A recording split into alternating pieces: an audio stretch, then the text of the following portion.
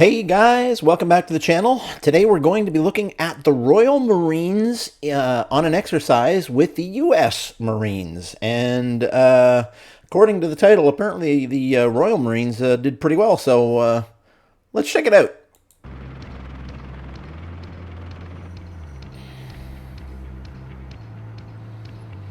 So in the desert somewhere.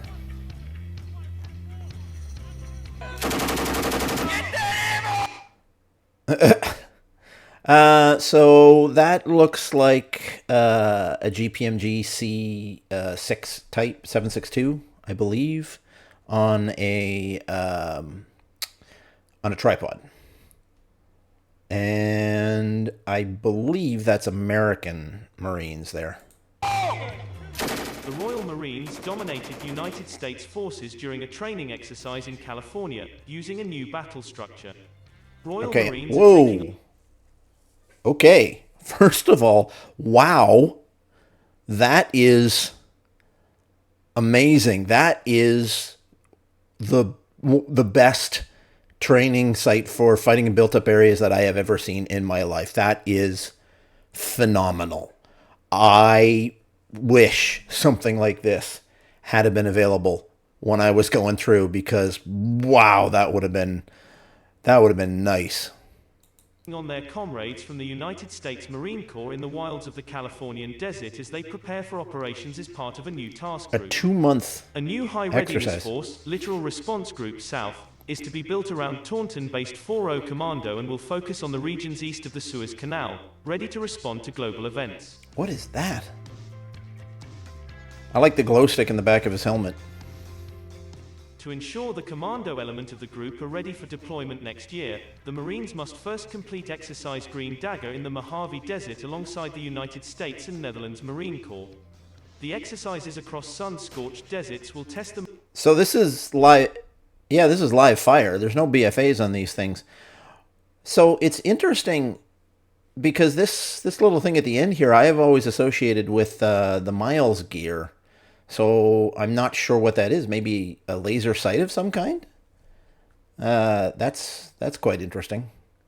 Marines in a number of warfighting skills and their ability to work effectively with Whoa. the Dutch... Okay, that looked like a Bangalore torpedo. I'm guessing, because obviously I didn't see it go in, but that was pretty cool. And actually, so this is something that's really important too. That was a real explosion that you just saw there. High explosive. You saw one tiny moment of a flash, and then there's some smoke and stuff, but there's no fireballs. There's no flames, really, except for that one flash. One of the things that Hollywood gets wrong all the time. counterparts who also form part of the Littoral Response Group. The conclusion of the exercises, known as Green Dagger, was 5 days of grueling warfighting which saw Allied forces from the United States, Canada, United Arab Emirates, the Netherlands and United Kingdom join forces to take on a highly equipped United States Marine Corps adversary. Green Dagger will culminate in a free-play battle, in which Dutch and British Marines will work together against the might of the United States Marine Corps to evaluate the effectiveness of each of the Allied forces. The exercises are taking place at the Marine Corps Air-Ground Combat Center at 29 Palms, which covers an area similar in size to Luxembourg in the Californian deserts. Okay, so Luxembourg, a small country, but still, that's a pretty big training area. So this is interesting. So I've worked with the Americans several times. I've worked with the British several times. In fact, I think I've worked with everyone that he mentioned in here, including the Luxembourgers, by the way. They have some good food there. So everyone that I've ever worked with has been, well, everyone that I've ever worked with in the American military and the British military have all been top notch. There have been several country soldiers that, quite honestly, were not very good at all, but I'm not going to talk about them. All of the Americans that I know have been all top notch. All of the British that I know have been top notch. But I've said it before, and I'll say it again. Every soldier needs to believe that their own unit is the best, and I'm no different. I believe that 1RCR is the best, or at least it was when I was there.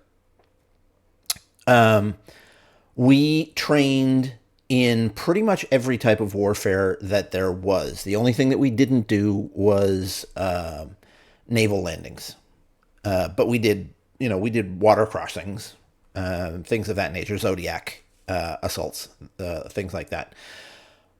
So I've long held that unit on unit, I take my unit over any other unit in the world, quite a single unit in the world, at force on force warfare. Now, if you're talking, hostage rescue or small unit guerrilla type tactics and things like that, I don't know, because we were not a guerrilla warfare type of unit. We did some fighting in built up areas, but all of our fighting in built up areas work was done at the platoon plus level. Each building, each room was cleared by a section ish, depending. But we were doing larger force on force. We're not, 4-man Navy SEAL teams going in to rescue a hostage. That was more the JTF2. They did that kind of thing. And apparently now the CSOR do that kind of thing. But I take my unit over anyone else, including the American Marines, any day of the week. So the fact that they're putting, the extremely well equipped, and I know my friends in the Marines won't necessarily agree with this, but the Marines are extremely well equipped when compared to most other countries and most other units, certainly compared to what my unit was back when I got out in 98. The biggest thing that the Americans have going for them is numbers. The Marines are 300,000 strong, where the entire Canadian ground forces are somewhere on the order of 20,000, right? So you're literally talking, almost 15 times larger. So you've got quantity and then you've got equipment. So if you can even that out, then I can see where this title, U.S. Marines Forced to Surrender, will come in, because if you rely too heavily on that advantage of numbers and the advantage of technology, whenever things even out, you suffer for it. So,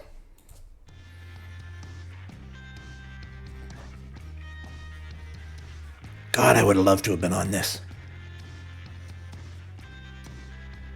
Royal Marines have put the seal on desert exercises with an intensive 5-day battle in California alongside allies across one of the largest military training areas in the world. Commandos have spent the last 2 months in the Mojave Desert preparing for deployments next year as part of the newly formed Littoral Response Group, which is one of 2 new Royal Navy task groups centered on commando forces set up to respond to world events. Under reform... So, I don't know what that is. That's bigger than an M72, obviously, but it's smaller than an 84mm Carl Gustaf. It's obviously some sort of a rocket launcher tube. It's not the new, is it Striker? I think it's a Striker, that new one that kind of fires in the 45 degree position. That's an amazing weapon, but I hear they're actually, I'm going to try to have a conversation with my buddy Schneb from Schneb's Garage. He is a former 1RCR anti-armor platoon soldier, and he is qualified and an expert on the TOW-2 missile system. And he's got some pretty interesting thoughts about the TOW-2 and its deployment versus the other weapons, rocket launchers that you can be using, and especially the cost of them. But anyway, other than that, everything else looks to be pretty standard for what Canada would be using. Reforms directed by the First Sea Lord, Admiral Sir Tony Radakan, Royal Marines Commando forces are to become more flexible and mobile fighting troops. Interesting, they weren't flexible and mobile before? I'd be interested to know what brought that about. Yeah, that seems like some miniature version of a Carl G. Experts from across 3 Commando Brigade came together to form the Littoral Response Group, with Taunton-based 4O Commando at its heart at the vast United States Marine Corps training facility at 29 Palms in California. The exercise focused around 3 urban sprawls which were defended by Allied forces, the largest of which consisting of 1,200 buildings purpose-built for militaries to test themselves among. That wasn't a great The regiment throw. has formed combat service support troops that deploy at range and are isolated from direct chain of command, working independently to keep supplies of food and ammunition flowing. The troops have been established to allow Commando Logistic Regiment to be in more places at once, while also continuing to make use of the Armored Support Troop, which provides force protection and moves Marines around the... So it's interesting the way that they're talking. They're talking like this is a new concept. What he's describing is basically how a Canadian Combined Arms unit works. Like, literally, back in the 80s, we were the infantry unit. Sometimes we worked with the airborne unit also. In fact, sometimes we were enemy force for the airborne unit. I've got a story about that one too. Ask me sometime, I'll tell you. But we were always working with the tankers, the RCDs, the artillery, 2 RCHA, with 2 service battalion for our logistics and our food. We would provide the reconnaissance. We would have the INT, Brigade INT. I can't remember what their number was. We would have a communications squadron attached with us. We'd have a helicopter squadron attached with us. This is just how we worked. I find it interesting that they're just learning to work this way. The battlefield. Additionally, Commando Logistic Regiment are also continuing to develop their 3D printing capability, which helps provide battle damage repair options on the front line. Oh, now that is insane. Okay, so first of all, 81mm mortar, we've talked about those before. 1RCR, I think, had 16 of those that we would deploy in a mortar platoon. I was qualified on this, although I never was... I was never stationed in mortar platoon. I think I worked with them a couple of times, but no, I was never stationed with them.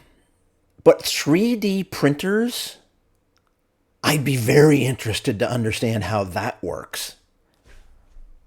Man, that warfare is changing. The Littoral Response Group won decisive battles early on and gained ground from their enemy, but, with the United States Marines pushing into Allied territory, Royal Marines and their allies carried out raids behind enemy lines to stop further counterattacks. Cool.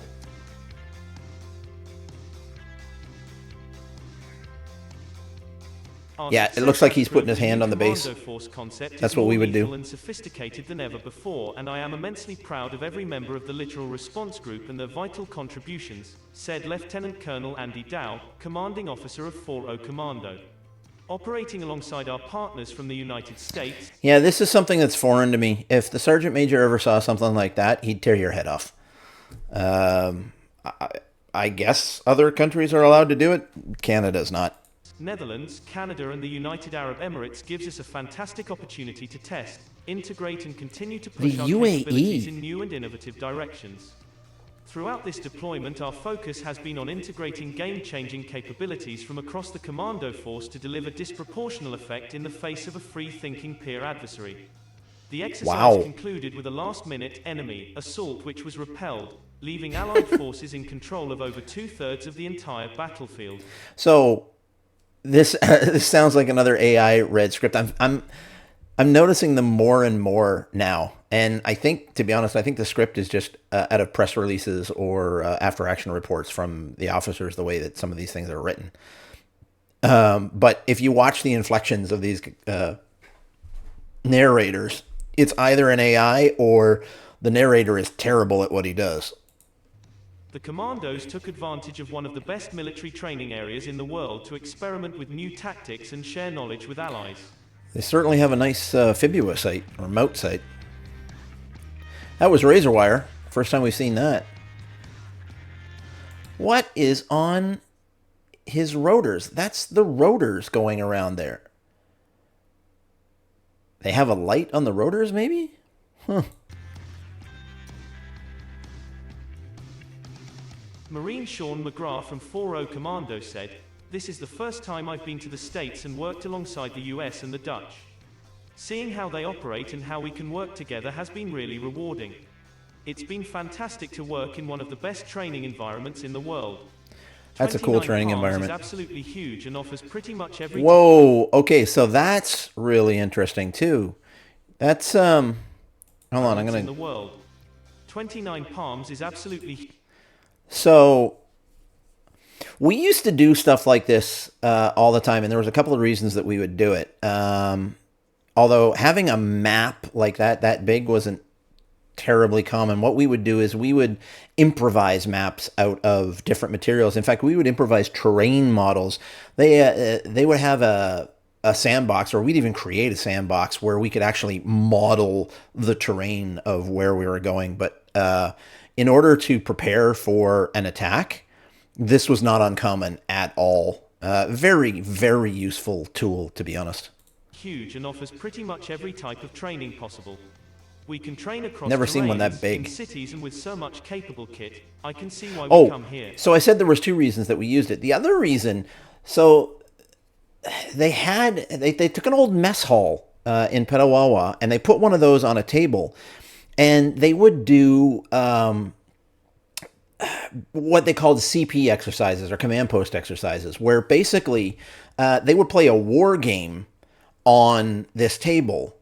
And then we, as the intelligence, so as part of combat intelligence for 1RCR for a long time, we and the recce platoons, we would generate traffic and orders to the command posts for each company, each platoon, and we would give them orders.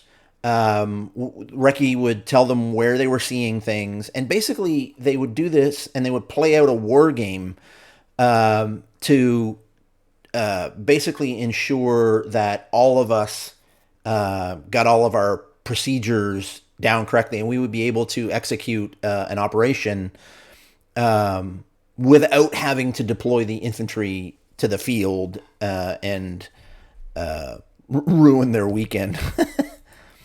This deployment has ultimately readied the commando element of Littoral Response Group South for operations next year, joining its sister task group, Littoral Response Group North, ready to react to unfolding events around the world. That's cool. Another 7.62. This looks to be all dismounted. It would seem largely like the much more cumbersome and bulkier logistic task group of old. It is a much smaller, more agile and... So the sight there surprises me a little. Obviously, 7.62 will go further than a 5.56. So, for longer range, that's better.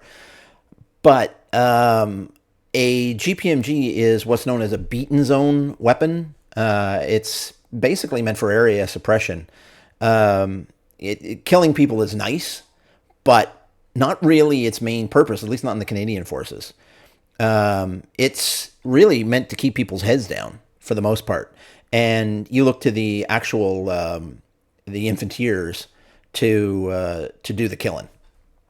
Well, the soldiers with single shot C7s. Potent force and is designed to deliver a more tactically astute support, said Major Matt Williams, in command of the Landing Force Support Squadron and Logistic Task Group of the Commando Logistic Regiment offering on Green Dagger. We have come a long way since starting this journey in earnest last year. We've seen the Oh, that's interesting. So this reminds me a little bit of a BV-206. That's a configuration for a BV-206 where you've got an engine in the front and it's towing essentially a second vehicle.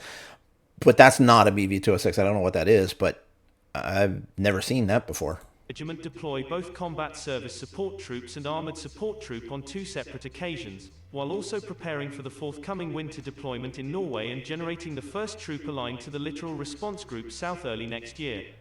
The Littoral Response Group North has already deployed to the... That's interesting. I've never seen so many Humvees with turrets before either. Because a Humvee is very much a light armored vehicle. Like, I mean, I'm not even sure you can call it a light armored vehicle. It's not the place I would want to be in a firefight.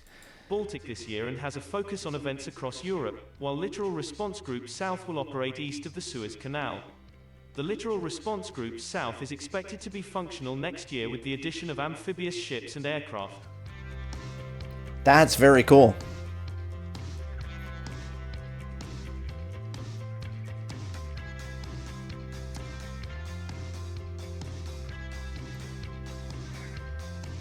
Obviously training now.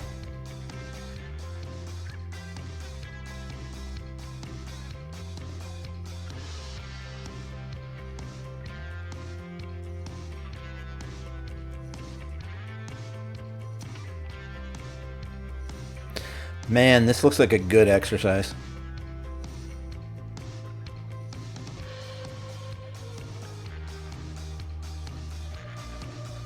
Let's say McElroy?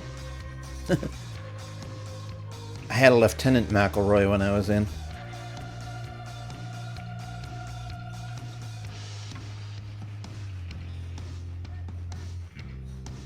This is another thing. You know, it's even... Well, it's not armored at all, right? This is something you would never want to be anywhere near the fighting, right? Get troops around fast, I get that. I'll be honest. Well, I don't know. It can carry some kit. So other than that, if you didn't need it to carry kit, I'd be more inclined in this day and age to think of electric bikes. I think it's BMW makes a motorcycle that's all electric that's got a really good range on it. Something like that that's silent, that you can move around on independently, quickly. And I mean, in this thing that you're looking at here, you've got no more armor than you do on a bike. So, yeah, I don't know. Somebody, if you understand exactly what the purpose of these things are, let me know down in the comments, because I'm interested. Because as of right now, other than getting you close to the front quickly and carrying some gear, then you dismount them, leave them in a vehicle hide somewhere well before you move up to any kind of an engagement zone. I don't. Other than that, I don't see what these are used for.